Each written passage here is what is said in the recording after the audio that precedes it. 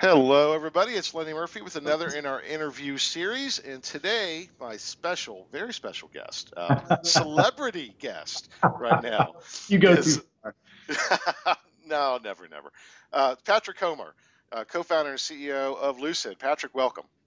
It's good to be here, Lenny, and it's as you're right, it's an exciting time for our business, and happy to be sharing some of that with you. Yeah, so let's just dive right in, man, Sure. because you made a big splash just a few weeks ago with a major $60 million round, B round at that, right? That's the So, $1 million Series B led by Northbridge Growth Equity out of Boston. So could not be more excited about getting that deal done. yeah, if we set aside Qualtrics, obviously with their big deals, that is the largest B round that I am aware of. There may have been one, somewhere in the past. Again, it's Qualtrics and SurveyMonkey, kind of set them aside. Uh, Sure.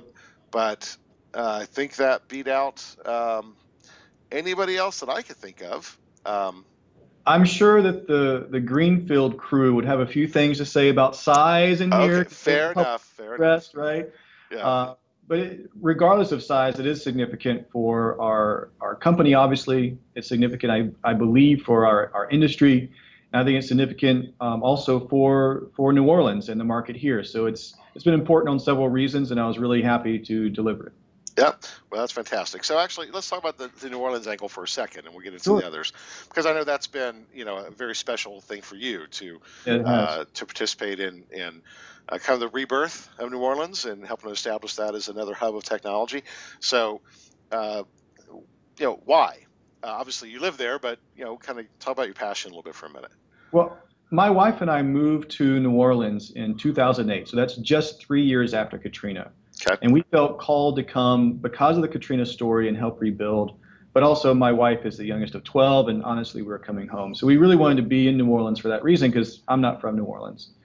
And almost immediately, it seemed obvious that we would have to directly contribute. You couldn't just be here, you really wanted to get involved. And once the transaction happened between OTX and Ipsos, I felt it was a good time to start a new company. Um, and it's really been amazing to be a part of this story where not only are we as New Orleanians recapturing what we were before Katrina, but taking it to the next level. And so what's happening now is we're getting to the tricentennial of the city. So it's 300-year anniversary is coming up in 2018. Well, And everyone's been saying there's been this story around technology and startups and growth. And is it steak or is it sizzle?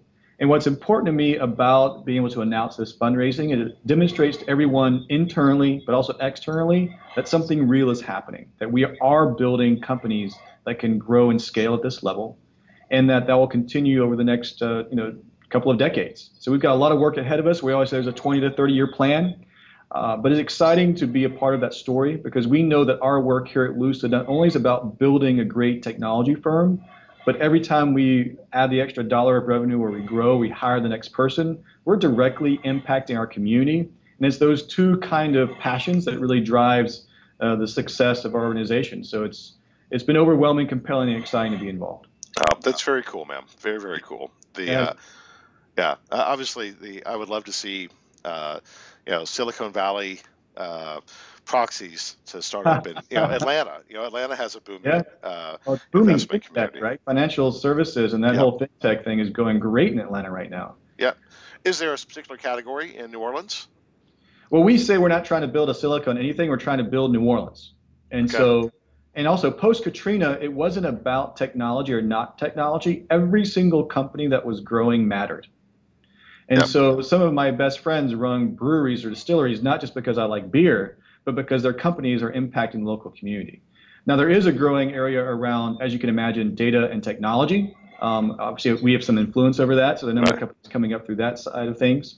But also, New Orleans has a huge background in biotech. And the thing that most people don't know is that there's a massive NASA facility, and so space and astro engineering is a part of what we do here as well. I didn't know that either. Um, that's cool to know. I just recently were on spring break and went to Huntsville, Alabama, and I didn't realize the how that was a center of gravity, no pun intended. So much around, Or lack defense thereof. or lack thereof. Yes. So you uh, will be surprised. I used to go to space camp when I was a young lad in Huntsville, Alabama, at the Space and Rocket Center. So oh, Very cool. Well, that's where we were, and my 6-year-old decided he wanted to go to space camp, and yeah, which is fine as long as I get to go too. Oh, So do they yeah, do that now? Can you? I don't know, but I sure would like to. So It was worth it. I don't know if they have extra large spacesuits, but it would be a fun thing to find out. But Right on. anyway, no, I didn't realize that. That's very cool. Now, talk about the this round, and obviously being sizable. Um, are you are you becoming a center of gravity, if you will? Is there an ecosystem growing up around data tech, martech, kind of centered around your strategy and where you're going with Lucid? Well, I think there is an ecosystem around what I'll call programmatic. So Lucid and our Fulcrum marketplace for sample is obviously one of the hubs or spokes of that overall transition. But what happened probably 2 or 3 years ago is that the sample industry and the research industry as a whole looked out and saw that there were corollary industries. Ad tech, as an example, has gone programmatic for the past 5 to 7 years. You also have MarTech coming along. And so you have companies like Store, like Lucid, who are fully adopted into automation, efficiency, and programmatic. And we all form what I call different hubs and spokes on this transition from I'd call manual research or manual data collection to Yep. more automated. And I think we've seen the first generation of that really happening. Yep. No, I would agree. And actually, those would be my two picks as well. I think you and Zappy. Obviously, there's others that are doing very similar things conceptually. You drive a lot of companies that are playing in the automation arena, right? I think Absolutely. Remesh and Discuss.io and all of those folks. I suspect that they're all AYTM, companies that are doing some amazing stuff, and you're an integral part of their strategies. But I think that when I think about the real change agents, the guys who kickstarted all of this, you on the sample side, Zappy on the data collection side, and that partnership between you two, obviously, is very exciting as well. Well, we like to say we power or we're the infrastructure for Yep. the next wave of global data collection. So as not only brand names like Store, but also a lot of companies are trying to automate their internal capabilities. They recognize that clients are looking for faster turnaround. They recognize that they want more data than just what's in the survey. And they're looking for better targeting, not only within market, but globally. And so it's whether they're companies trying to compete with the automated model like Store, just take their own internal operations and make them more efficient. And this is a global trend, and we look to be the backbone of that.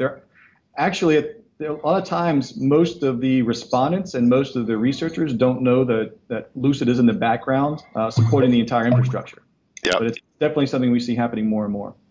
So that's probably a good segue. That as we think about I always think of Fulcrum, Yep. but you have a whole other product as well, Proof, right?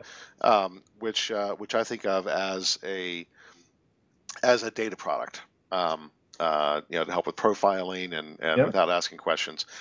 My guess is that part of this investment round was thinking about the proof component of the business as well, and where does that go from the future perspective? How do data assets become monetized across multiple platforms and use cases? Is that a correct assumption? Absolutely. I mean, if you just go to our website, you can see that we put data on the forefront. I think we've collected over 20 billion data points through the marketplace since inception. So we see our data asset as very important, yes, for future products and services like a Proof, but also for Fulcrum. One of the core values of Fulcrum is that a lot of the targeting or attribution of data happens on the fly. So you're not reliant as a panel owner on just what you've already profiled. There's also other profiling that's already occurred, which speeds up the connectivity between a respondent and a survey. But I think that's one of the most important things that's happening in what I'll call sample tech. Can I say that? Is that a word you can actually say? Yeah, we just coined it, so that's fine. Just point sample tech, where sample companies realize that they have deep profiling on a lot of different users. Yep. And historically, that profiling has mostly been for targeting purposes only. Yep. But as other industries have become data rich and data heavy, like advertising and marketing, there's the question of how that profiling data becomes a part of the overall, what I'll call consumer journey, from uh, being advertised to considering a brand, to actual purchasing, and then tying all that back in one kind of journey for the customer. Hmm. The challenge that panel companies and research companies face is how to make sure we're staying within the guidelines and ethics of research, because we're definitely not trying to collect data for research purposes and then provide that for advertising and marketing purposes directly. So there's this challenge that we're facing. There's also rich opportunities because the depth of information that research companies have or sample companies have around users is quite compelling. Yep. And can drive a lot of value for research, but also for advertising and marketing. So our proof product is our first foray into that customer journey. And it's both providing audience measurement and also ad effectiveness capabilities. And as you can imagine, like Fulcrum, we power other market research companies who want to add the advertising piece to their overall trackers or their brand trackers or how they're engaging with their clients. So it's been a very fast growing business, and there are more products and more capabilities that Proof is going to be rolling out over the next 18 months. So it's exciting times for us. So do you look at a product like Proof being integrated with Nielsen Marketing Cloud or even the Salesforce Marketing Cloud? Yes, but probably not in the way that you would think. We would never consider providing data to a DMP, to a cloud like that. I think that's Okay. crossing the line in my book of what is reasonable from a sharing research data to advertisers and marketing. What we look at as the life cycle, how does an advertiser know which products or which ads are going to serve? How do they know that they're serving those ads to the right individuals? And how do they know that those ads actually influence those individuals to purchase, whether those individuals are current customers or net new customers? And so we're looking at tying the circle through research capabilities, but not by providing data directly to the marketplace. And that's where we've kind of shied away from, because we don't see a compelling way for data leakage not to occur at this moment. Okay. It's interesting. So it reminds me of my old friends Pure Profile in Australia. Yep, Um, good yep, company. yep. They were doing that, and finally they realized that they couldn't actually stay a research company. Mm, So they became a marketing company that still had research assets yep. internally. So there was a positioning piece that they just had to make the shift Uh, um, to that side. Um, so obviously you're aware of them. So if you look at them as an example of other companies trying to kind of get to the same place, um, where what's the variation on a theme for Lucid that could be a differentiator between how you're trying to do it versus how a Pure Profile or even a YouGov maybe trying to get to the same place? well, to be fair, I'm not as familiar with those products. Fair enough. Okay. The the main thing that we always try to do is make sure that the technologies that we build that are supported by data are available to all the other market research agencies and companies out there. So we don't believe that we're the sole provider of a product or a path. Just like with our Fulcrum marketplace, we provide the infrastructure, the capability through technology, and then products and services are built on top of that. In the same way as we go down this path of data, advertising, and marketing, we look to provide an infrastructure that everyone can use as they see fit to build products and services that they could not build otherwise. So in that way, we're not trying to compete with a particular point of view that a YouGov or Pure Profile may have. Maybe their competitors would. We really look at ourselves as providing the technology infrastructure and the data tied to it to build out new products and services. Okay. So the Amazon Web Services of data. I'll take it. I'll take it. If we could be AWS or how insights and data collection occur globally, I'll take that point of view every day of the week. Okay. Well, I'll there we go. take So we've coined two things. So we Ah, have Sample Tech, and now we have Lucid as the AWS of data. So that's great. I'll take it. See, we're disrupting, Patrick, even as I'm we writing it go. down because I think it's so cool. All right. So yeah, I know it's lunchtime, and obviously you have a lot going on with obviously taking in that level of investment, and now you got to spend it, right? And you got to Apparently spend it so. well, right? Yes, that's how that works. So when you took the B round, you automatically started moving either towards an exit or a C round, one or the other. So, you know, I would that's say that's what I think about it. I think the first step is to ground yourself on what you think you can actually achieve. Yeah. Because you take on that kind of money to achieve growth, and you take on that kind of money to fuel the idea that you could be innovative at a broader scale. So $60 million for us is mostly about product and going global. Yep. Most people would say that Fulcrum has a fantastic establishment in the U.S. from a liquidity standpoint. We have good markets in Europe, but globally, we probably need another 30 markets to be as favorable as the U.S. in order to really provide that global infrastructure that we talked about. Yep. So going global is a big piece of our story, but also we have a lot more product to build as a technology and product company. If you're growing organically, you've got to rely on your own cash flow. So there's a large number of product and engineer and marketing folks to bring on board to have that growth curve continue globally. So do you see touching on data collection as well, or solely want to power other people's data collection? We look at so many fantastic platforms for data collection that we're not trying to reinvent the wheel, whether it's called for mobile or virtual reality, or whatever the next data collection foray is going to be.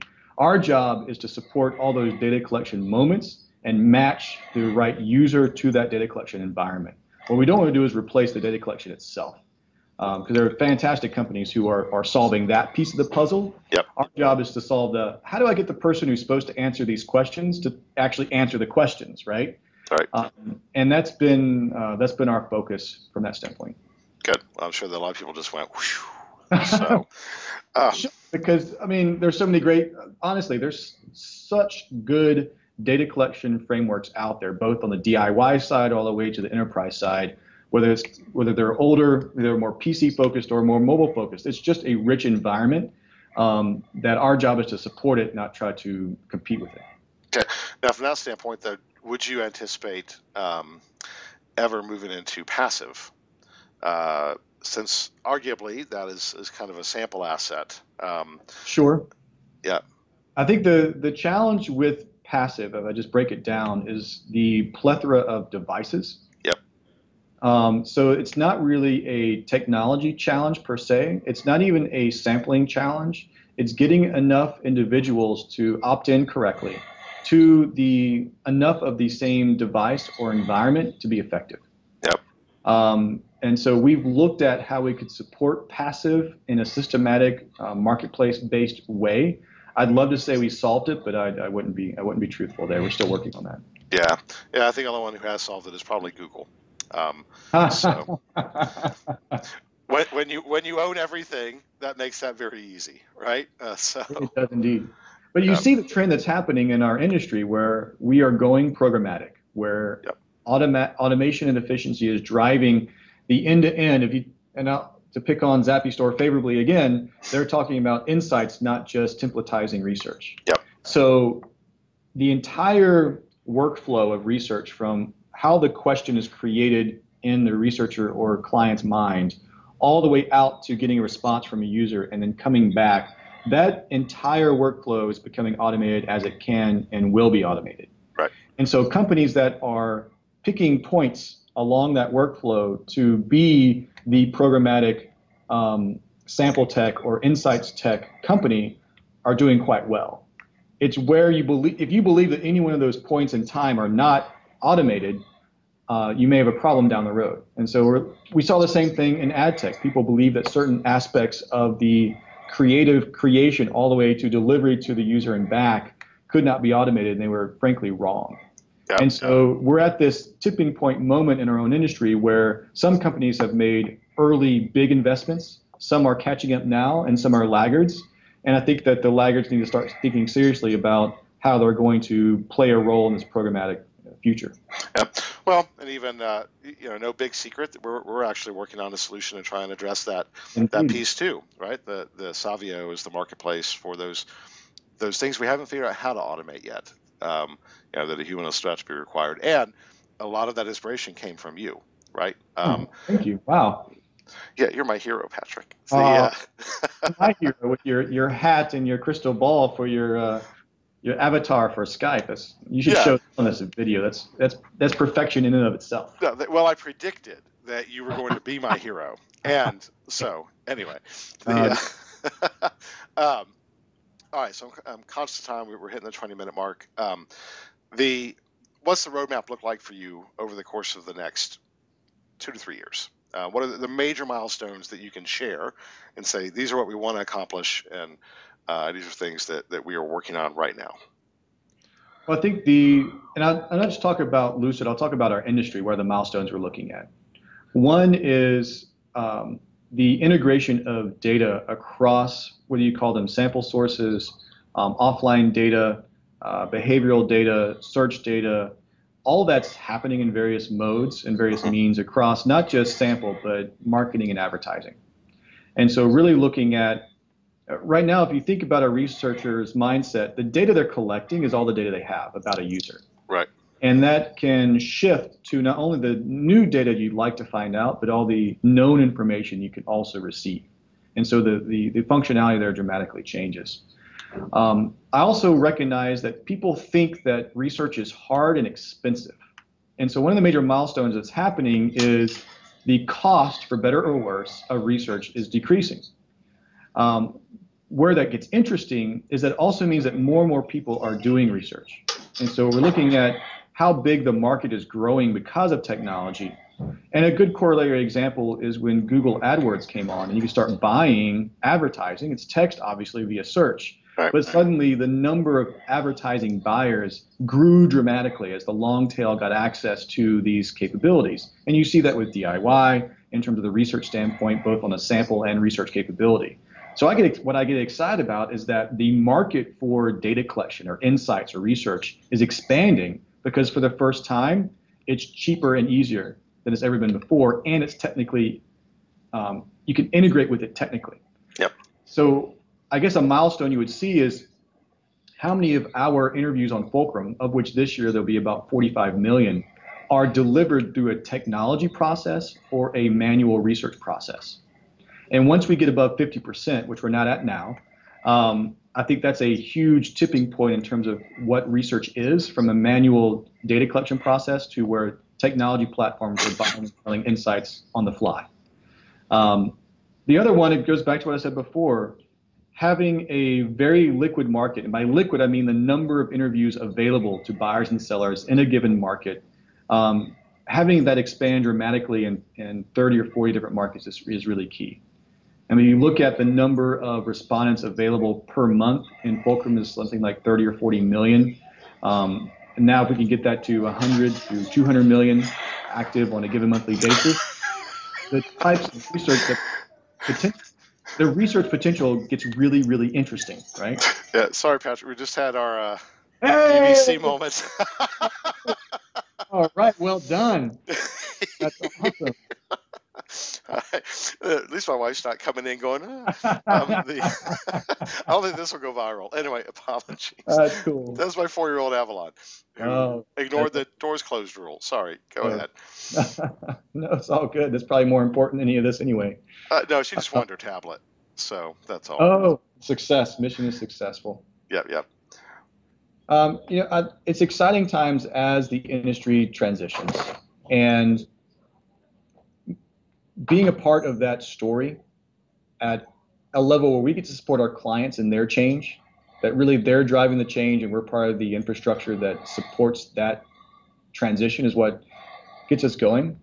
We're making all the CapEx investment. We're investing in the developers and technology and infrastructure so that our clients don't have to. They can focus on what they're really, really good at.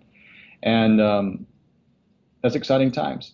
And as I said before, once we get to hundreds of millions of users available for survey taking every single month, the types of research and the types of insights that our industry can drive change. And it just goes back to this one compelling thing. Most people think that surveys are hard, they're slow, there's a little bit of data, and they're expensive. And as each one of those four things starts to become untrue, that there's a lot of data, that it's cheap, that it's fast, that it's compelling, the types of insights that our industry can drive can really, really change the world differently than they have in the past. And insights can become core to how businesses drive their decision making differently than they have in the past. That is a hell of an inspiring vision, Patrick. Um, so Cool. hats I like it off. too. Yeah. Well, here's the thing. It's not just us, Yep. right? It's not about Lucid in the same way with New Orleans, that yes, we are a marker for what's happening, but it's not just about us. There are a Yep. lot of companies that are working very, very hard on a common vision. Now, they have different strategies, and sometimes we compete, and that's okay. The reality is that we're transforming the capabilities of data collection globally, and that takes a lot of work by a lot of different people to make that a success. So I welcome you to join in, and as you say, your own project could be part of that story as well, and that's thrilling for us. Well, I think this will be an ongoing dialogue, my friend. Obviously, I share your vision, although I never put it that eloquently. So, um, maybe we should change jobs. I'll come Sure, and read Lucid for a little while. You come and do the Green Book thing. I'll do So, it. all right. Thank you, my friend. I appreciate it. Congratulations on all the success. And looking forward to tons more. And we'll see you very soon at IAX here Uh, in Atlanta. that can't wait to get back to Atlanta. Atlanta is always a good place to go. Yeah, well, coming from New Orleans, you're one of the few people who doesn't complain about coming to Atlanta in June. That's so true. So, Last year, I got to Atlanta to IIEX, and people were saying it was hot. I looked around. I was like, "This is not heat. This is right. not. This is actually a very pleasant day." Yes, right. It's not 100% humidity. The mosquitoes are not flying constantly around. There's no alligators right here. Come on, what are you talking about? So, Good. anyway, appreciate it, my friend. We'll talk soon. Yes, indeed. Ciao, ciao. Okay. Yeah. Bye.